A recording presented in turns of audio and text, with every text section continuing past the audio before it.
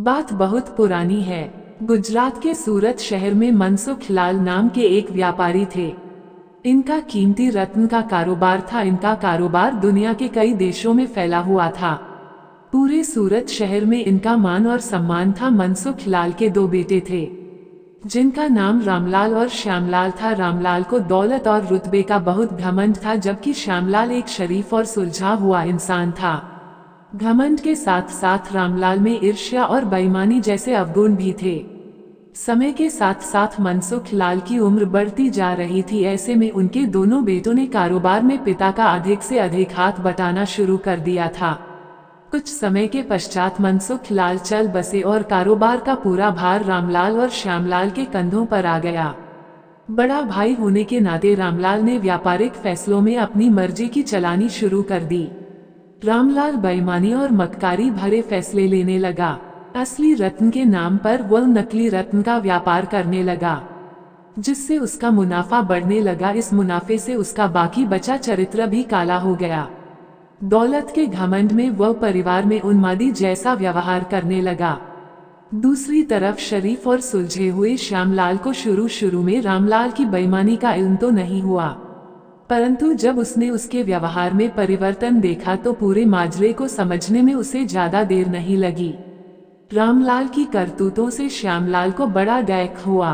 उसने रामलाल को समझाने और सही रास्ते पर लाने की कोशिश भी की, परंतु वह नाकाम रहा। उल्टे रामलाल श्यामलाल से खफा हो गया और व्यापार में बंटवारे का बहाना ढूंढने लगा। बंटवारे में भी उसने बेईमानी की साजिश रची, घर में कलह का माहौल पैदा किया। अंततः रामलाल अपनी साजिश में सफल रहा और श्यामलाल के हिस्से के व्यापार पर भी वह कब्जा कर बैठा। रामलाल के व्यवहार से दुखी होकर श्यामलाल ने शहर में दूसरी जगह अपना ठिकाना बनाया और रत्न के अपने व्यापार को नए सिरे से शुरू किया। ईमानदारी की नींव पर शुरू हुआ श्यामलाल का व्यापार जल्दी ही चल निकला। एक तरफ जहां श्यामलाल की ख्याति देश और विदेश में बढ़ने लगी, वहीं दूसरी तरफ रामलाल की करतूतों की पोल खुलने लगी थी।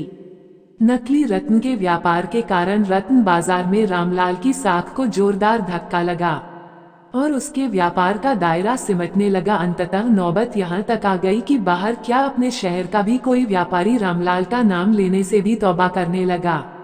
अब तो नौबत यहाँ तक आ गई कि रामलाल को धन के अभाव में अपना घर दुकान सामान तक बेचना पड़ रहा था।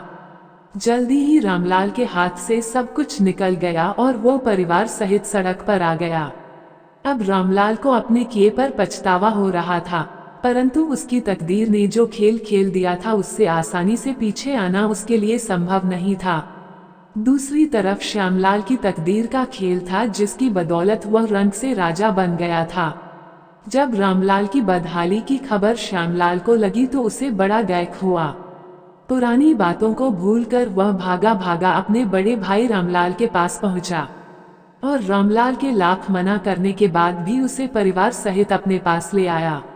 यह भी तकदीर का ही खेल था कि जिस भाई के साथ रामलाल ने बदसलूकी कर उसे सड़क पर पहुंचा दिया था, वही भाई आज उसे सड़क से उठाकर अपने घर में ले आया था। कमेंट में बताएं कि आपको कहानी कैसी लगी और ये से ही कहानी सुनने के लिए हमारे चैनल को सब्सक्राइब कीजिए और बेल आइकन को दबाना ना भूलें।